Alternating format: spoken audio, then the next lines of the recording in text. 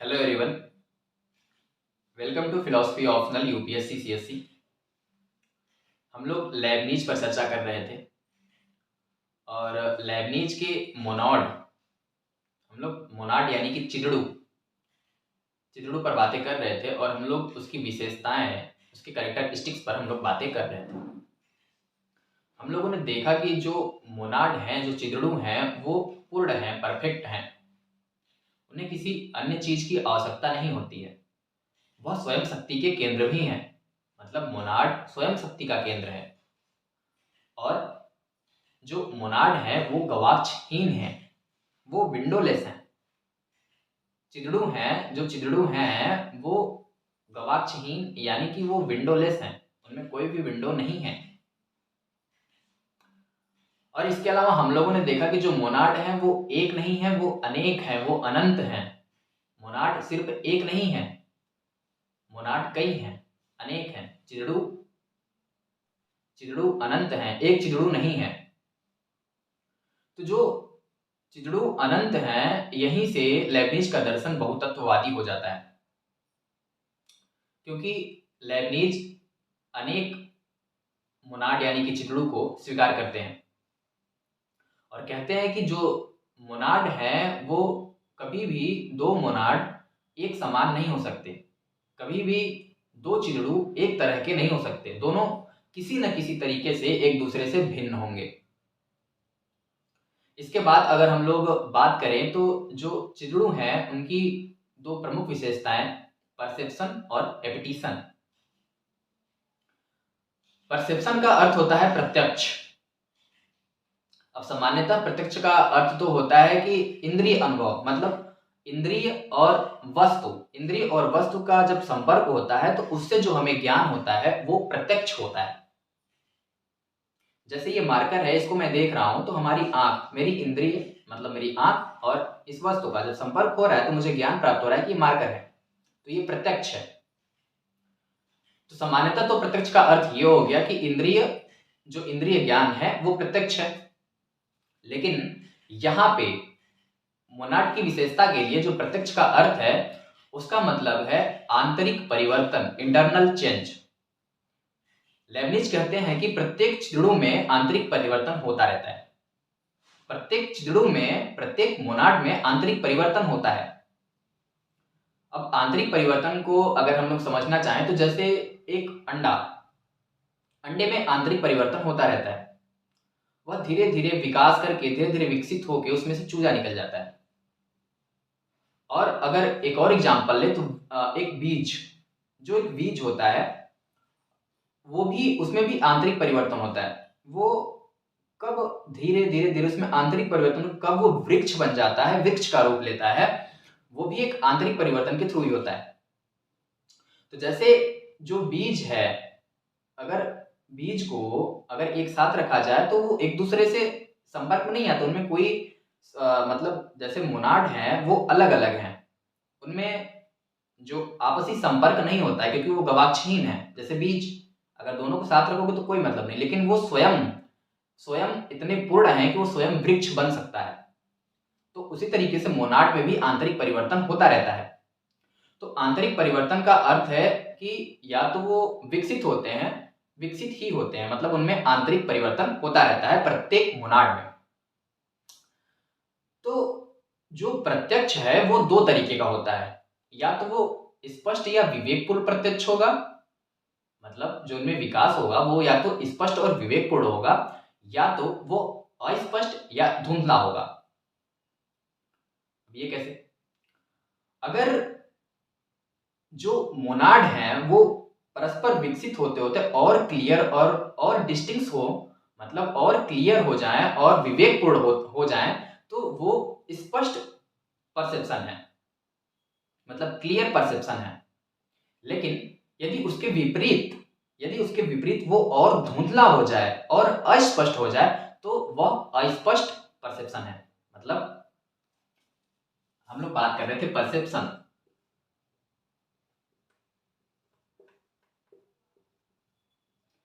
यानी कि प्रत्यक्ष।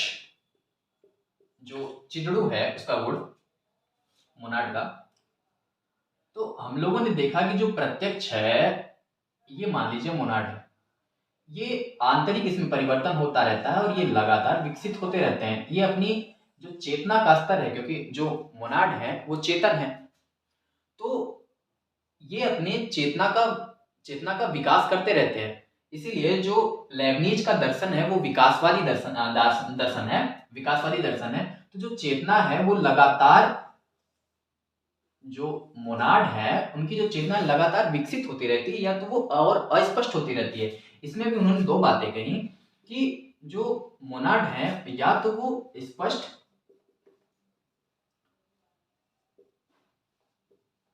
आंतरिक परिवर्तन तो उनमें होता रहता है, लेकिन या तो वो आंतरिक परिवर्तन या तो वो और स्पष्ट होगा या तो वो और अस्पष्ट हो जाएगा,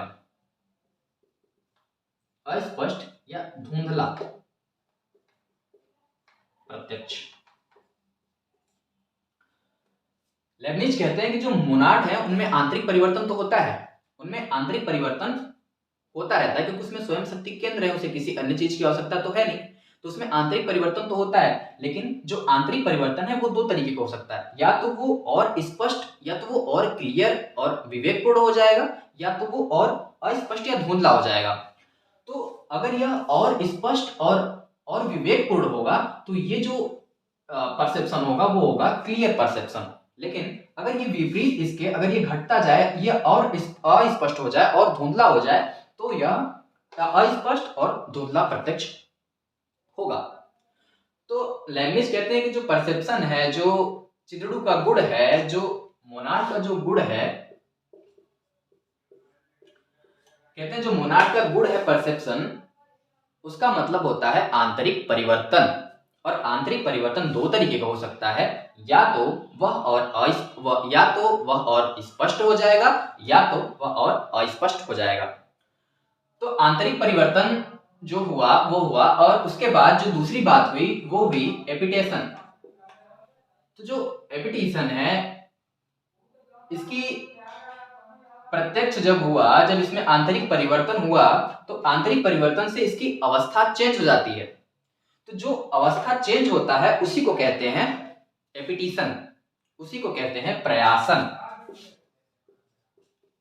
प्रयासन आंतरिक परिवर्तन से या तो स्पष्ट प्रत्यक्ष क्लियर परसेप्शन या तो अनक्लियर परसेप्शन होगा, तो उस परसेप्शन से जो उसका जो मोनाड है उसकी अवस्था चेंज हो जाएगी। जैसे कि हम अगर कोई क्लास 2 का बच्चा है, मान लीजिए आप कोई गेम खेल रहे हैं, तो आप जब गेम खेलते हैं तो जब आप एक जो उसका लेवल होता है उसे जब क्रॉस करते हैं तो आप दूसरे लेवल पर पहुंच जाते हैं। तो उसी तरीके से जब इसमें परिवर्तन होता है तो उसका लेवल या तो बढ़ जाता है या तो उसका लेवल घट जाता है, तो उसकी अवस्था में परिवर्तन हो जाता है। तो जो उसकी अवस्था में परिवर्तन होता है उसे कहते हैं एपिटेशन, वह है प्रयासन।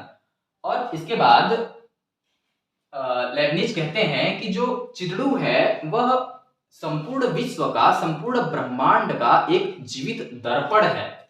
वो कहते हैं कि जो मोनाड है वो विश्व का जीवित दर्पण है, जीवित दर्पण है। और कहते हैं कि जो मोनाड है वो एक लघु विश्व है, लघु रूप विश्व है। मतलब ये जो मोनाड है यह अपने अंदर संपूर्ण विश्व के प्रतिबिंब को समाहित करता है। मतलब यह जो मोनाड है वह संपूर्ण विश्व का प्रतिबिंब है। मान लीजिए कि यह जगत है, चलिए ये जगत हो गया, और जो जगत है वह व्यक्त रूप में है, यह व्यक्त रूप में है। लेकिन ये जो मोनाड है, ये जो मोनाड है, जो चिदड़ू है, ये जगत हो गया और ये हो गया आपका चिदड़ू, यानी कि मोनाड। ये जगत हो गया जो कि व्यक्त रूप में है, और जो मोनाड है, जो चिदड़ू है, वह अव्यक्त रूप में होता है। इसी अव्यक्त को व्यक्त करना, इसी अव्यक्त को व्यक्त करना, इसी व्यक्त को अव्यक्त करना ही विकास है। मतलब ये जो जगत है वह व्यक्त रूप में है, और जो ये मोनड है वो उसका प्रतिबिंब है, लेकिन वह अव्यक्त रूप में है। लेकिन इसी अव्यक्त को व्यक्त करना ही विकास है, इसी व्यक्त को अव्यक्त करना ही ज्ञान है। इसी व्यक्त को अव्यक्त करना ही चेतना का विकास है। जो चेतना का विकास है, इसी अव्यक्त को जब व्यक्त किया जाता है तो चेतना का विकास होता है और चेतना का स्तर बढ़ता है। और चेतना का स्तर बढ़ते बढ़ते जब यह पूर्ण चेतन हो जाता है तो उसे कहते हैं हम लोग गॉड यानी कि ईश्वर। तो लेबनिज कहते हैं कि जो जगत है वह व्यक्त रूप में है, लेकिन जो मोनाड है, चिदड़ू है, वह अव्यक्त रूप में है। और लेकिन जो चिदड़ू है वह संपूर्ण विश्व का प्रतिबिंब है। वह संपूर्ण विश्व का प्रतिबिंब है। चिदड़ू को ही जगत के रूप में व्यक्त करना यही है विकास। इसीलिए जो लेबनिज का दर्शन है उसे विकासवादी दर्शन के नाम से भी जाना जाता है। लेबनिज ने जड़ता नाम को ही खत्म कर दिया। उन्होंने कहा कि संपूर्ण ब्रह्मांड, संपूर्ण विश्व चेतन है, क्योंकि वह चिदड़ुओं से मिलकर बना हुआ है। वो कहते हैं कि संपूर्ण विश्व, संपूर्ण ब्रह्मांड चेतन है, वह चेतन अणुओं से मिलकर बना हुआ है, जिसे उन्होंने कहा कि चिदड़ू। उन्होंने कहा कि संपूर्ण विश्व मोनाड से मिलकर बना हुआ है, अर्थात ब्रह्मांड में जड़ नाम की कोई चीज ही नहीं है। लेकिन हम लोग व्यवहारिक जीवन में देखते हैं कि बहुत सी चीजें जड़ हैं, जैसे मार्कर, ये व्हाइट बोर्ड। अगर ये सब चेतन है तो इसमें थिंकिंग की प्रक्रिया क्यों नहीं हो रही है? इसमें विचार की प्रक्रिया क्यों नहीं हो रही है? अगर ये सब चेतन ही है, सब चेतन है, अगर जड़ कुछ है ही नहीं है, तो ऐसा क्यों है कि इनमें थिंकिंग की प्रक्रिया नहीं हो रही है? इनमें सोचने की, विचार करने की प्रक्रिया इसमें क्यों नहीं हो रही है?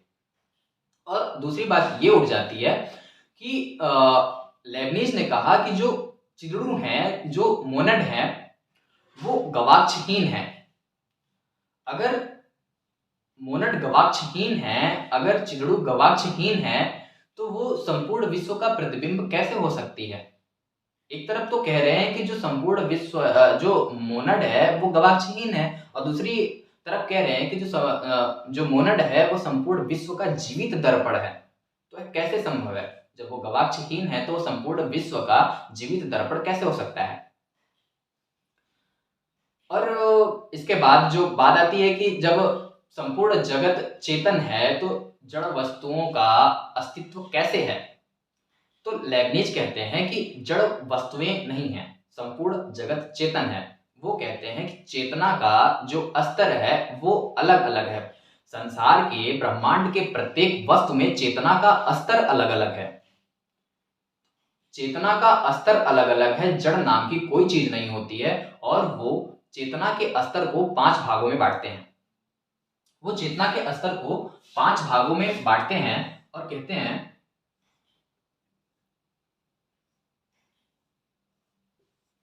वो चेतना के स्तर को 5 भागों में बांटते हैं। 1 2 3 4 5।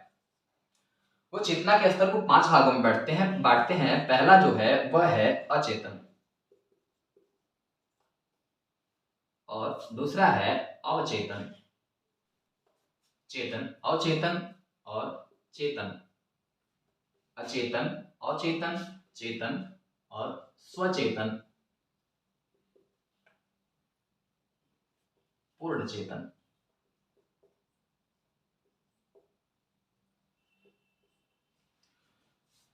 वो कहते हैं कि जो संपूर्ण ब्रह्मांड है, जो संपूर्ण जगत है, वह चेतन है, और अचेतन मतलब कि जड़ नाम की कोई चीज नहीं है। और यहाँ पर जो अचेतन है, इस अचेतन का अर्थ चेतना का ना होना नहीं है। यहाँ पे अचेतन का अर्थ है चेतना का अभाव। चेतना तो है लेकिन वह सुसुप्तावस्था में है। यहाँ पे चेतना है, अचेतन का अर्थ होता है कि यहाँ पे चेतना का अभाव है,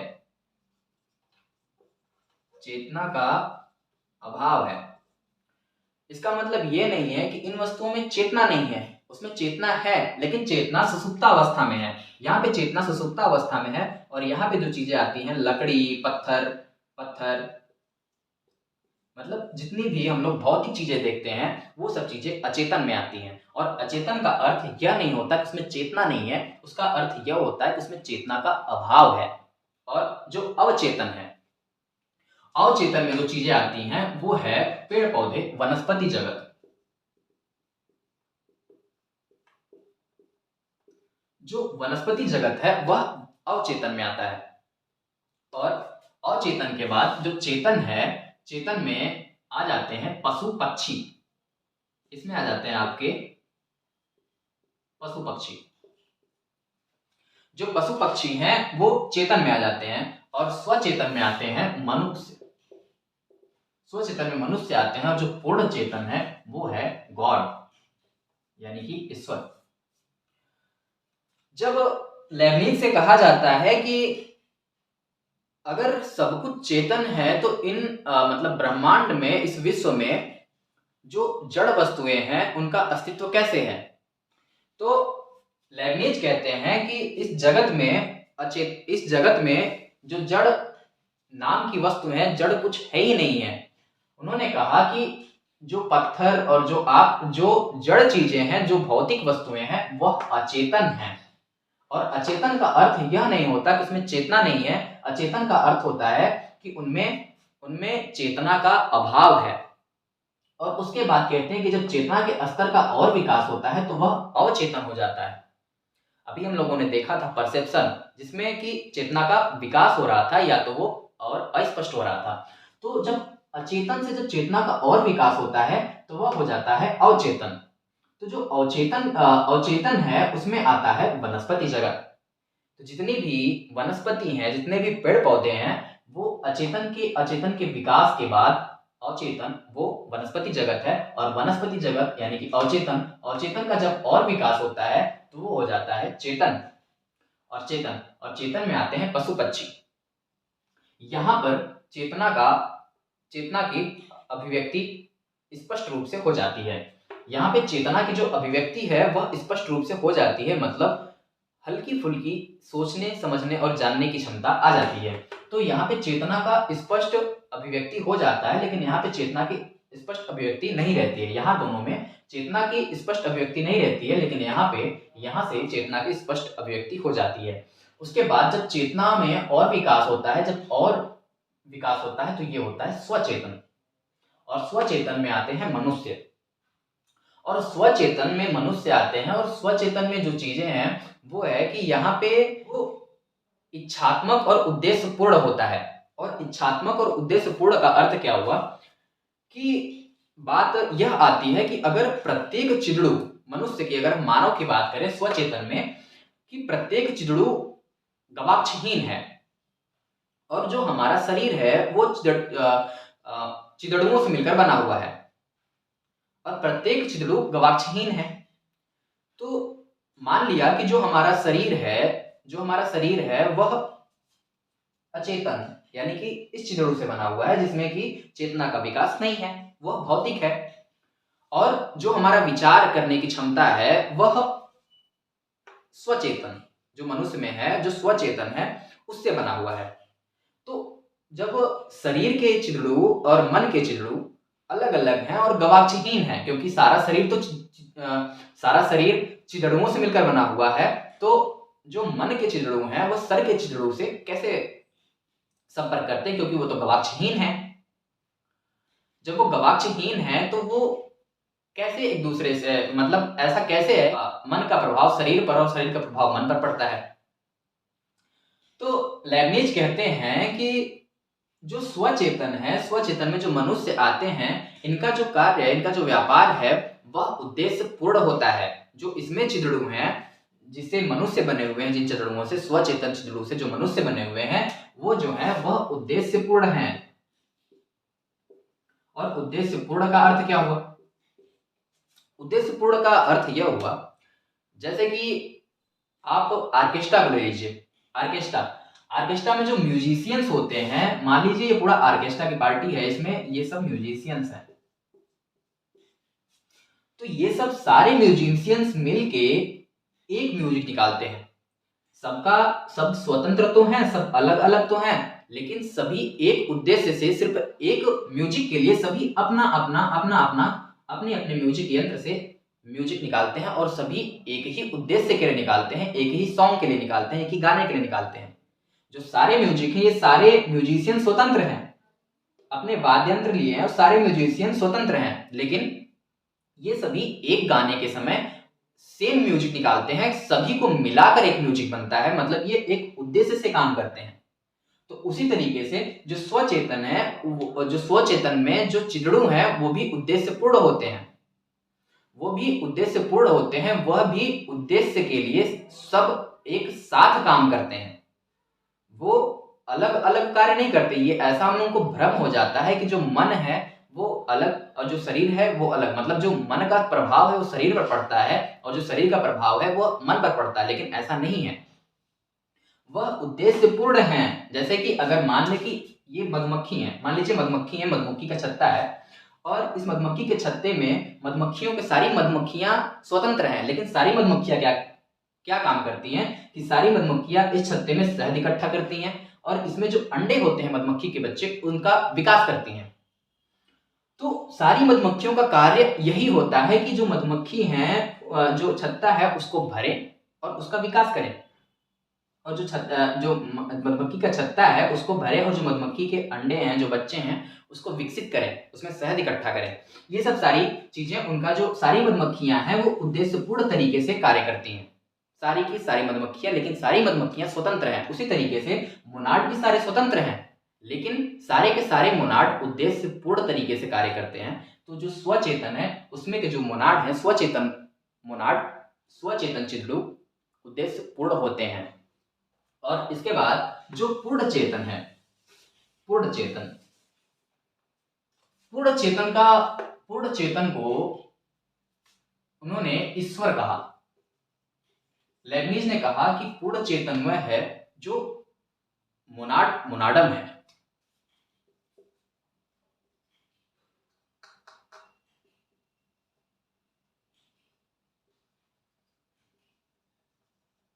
मोनाडम, चिदड़ुओं का चिल्लू, मोनाडो का मोनाड, चिदड़ुओं का चिदड़ू। अब चिदड़ुओं का चिदड़ू, जैसे हमारा शरीर चिदड़ुओं से मिलकर बना हुआ है, तो वह चिदड़ू मतलब ये हमारा शरीर हो गया, तो यह चिदड़ुओं से मिलकर बना हुआ है। अब यह चिदड़ू जिससे बने हुए हैं, ये चिदड़ू जिससे बने हुए होंगे, वो है गॉड, वो है ईश्वर, वह है चिदड़ुओं का चिदड़ू, मोनाड, मोनाडम, ईश्वर, पूर्ण चेतन। उसे लेबनीज कहते हैं कि जो चिदड़ुओं का चिदड़ू है, जो पूर्ण चेतन है, वो ईश्वर है। और अगर सेम इसी तरीके से उपनिषद में भी बातें ये बताई गई हैं, और उपनिषद में जो अचेतन है उसे कहा गया है अन्नमय कोश। उपनिषद में कोश के बारे में बताया गया है, और इसी तरीके से जिस तरीके से लेबनीज के दर्शन में चेतना का विकास है, उसी तरीके से उपनिषद में जो कोश बताए गए हैं, तो वो अचेतन को उपनिषद में कहा गया है अन्नमय कोश, अन्नमय कोश। और जो अवचेतन है उसे कहा गया है प्राणमय कोश, प्राणमय कोश। उपनिषद की बात हो रही है। उपनिषद में अचेतन को कहा गया अन्नमय कोश, अवचेतन को कहा गया प्राणमय कोश, और जो पशु पक्षी हैं जिन्हें चेतन कहा गया उसे कहा गया मनमय कोश। प्राणमय कोश इसलिए क्योंकि यहाँ पे जो प्राण है वो आ गया है और यहाँ पे चेतना का विकास हुआ, तो मन, तो यहाँ पे इसलिए इसे मनमय कोश कहा गया, मनमय कोश। और मनमय कोश के बाद जो मनुष्य है, जो स्वचेतन है, उसे कहा गया विज्ञानमय कोश, विज्ञानमय कोश। और ईश्वर को कहा गया आनंदमय कोश।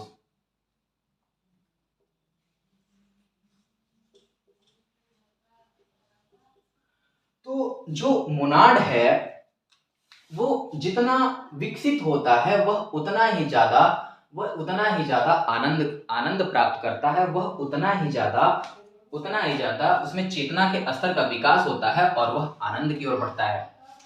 इसका मतलब है अगर नीचे से ऊपर चला जाए तो इधर चेतना का विकास हो रहा है, चेतना का विकास, लेकिन अगर उल्टा देखा जाए तो इधर सूक्ष्म जड़ता में वृद्धि, इधर सूक्ष्म जड़ता में वृद्धि हो रही है। जितना ही मोनाड में चेतना के स्तर का विकास होगा, जितना ही चिड़ू में चेतना के स्तर का विकास होगा, वह उतने ही आनंद की प्राप्ति करेगा, वह उतना ही आनंदमय होता जाएगा। और वह जितना ही नीचे आता जाएगा, उसमें जड़ता में वृद्धि होगी, उसकी जड़ता में वृद्धि होगी। जैसे इसकी जड़ता में बहुत वृद्धि है, इसमें जड़ है, इसमें चेतना सुषुप्तावस्था में है, इसमें जो चेतना है वह सुषुप्तावस्था में है, क्योंकि यह जो है यह अचेतन है, जो मार्कर है वह अचेतन है। ऐसा नहीं है कि इसमें चेतना नहीं है, इसमें चेतना है, लेकिन इसमें चेतना सुषुप्तावस्था में है।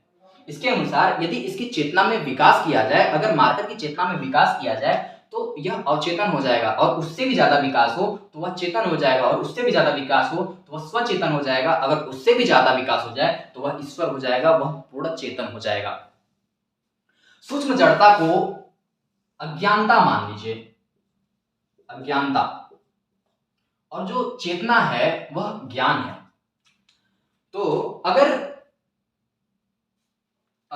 यहां से अचेतना से चेतना का विकास करते करते हम लोग ऊपर बढ़ते जाएं, तो जो अज्ञानता है, यानी कि जब अज्ञानता सूक्ष्म जड़ता, यहाँ पे सबसे ज्यादा सूक्ष्म जड़ता है, क्योंकि यहाँ पे जो अचेतन है यहाँ पे सबसे ज्यादा जड़ता है, और उसके बाद यहाँ पे जड़ता और कम हो जाएगी। जड़ता का मतलब भौतिकता, यहाँ पे जड़ता सबसे ज्यादा है और यहाँ पे जड़ता उससे कम, और जो जड़ता है उसी को अज्ञानता है। मतलब अगर अज्ञानता को कम किया जाए, अगर अज्ञानता को धीरे धीरे कम किया जाए, मतलब अगर अज्ञानता को हटाया जाए तो हम पूर्ण चेतन यानी ईश्वर की प्राप्ति कर सकते हैं। तो जो अज्ञानता है, जो जड़ता है, अज्ञानता को अगर हटाया जाए तो हम ईश्वर तक पहुंच सकते हैं। अगर हम इसका एक ग्राफ बनाए, हम लोग देखें कि जैसे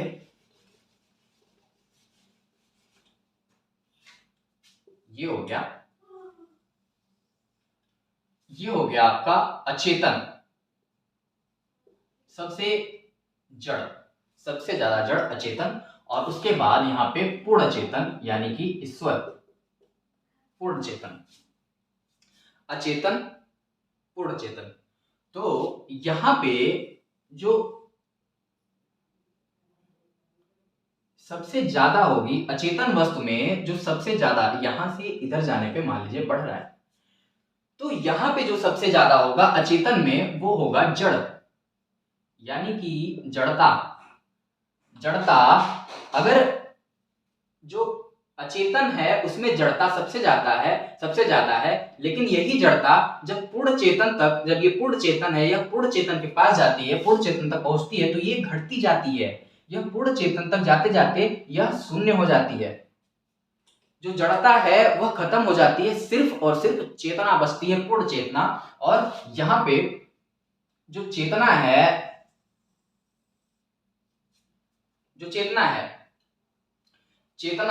चेतना अचेतन तक पहुंचते पहुंचते शून्य हो जाती है, क्योंकि जो पूर्ण चेतना है यह चेतना यहाँ मतलब चेतना से अचेतन तक आते आते यह शून्य हो जाती है, यहाँ पर चेतना बचती ही नहीं है, यहाँ चेतना नहीं बचती है, और ये जो जड़ता है वह पूर्ण चेतना तक पहुंचते पहुंचते शून्य हो जाती है, मतलब यहाँ पे जड़ता नहीं बचती है।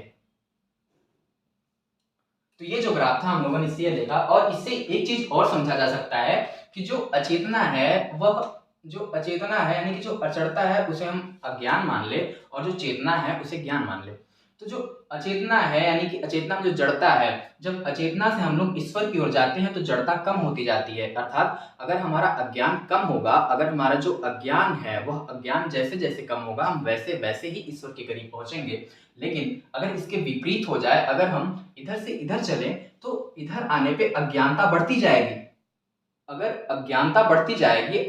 जड़ता बढ़ती जाएगी तो हम लोग चेतन से अचेतन की ओर बढ़ेंगे, अगर अज्ञानता बढ़ती जाएगी तो हम लोग चेतन से अचेतन की ओर बढ़ेंगे, और वह ज्यादा जड़, ज्यादा भौतिक चीजें हैं। तो आज हम लोगों ने देखा कि जो विभिन्न स्तर हैं ज्ञान के। हाँ, एक चीज और कि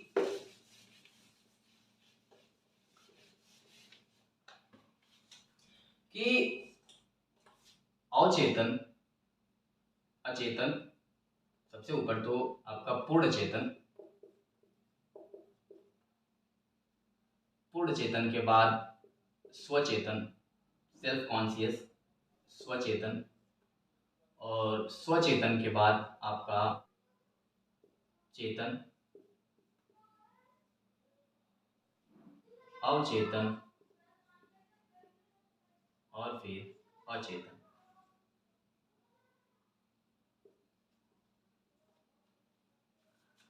अचेतन, अवचेतन, चेतन, स्वचेतन एंड पूर्ण चेतन।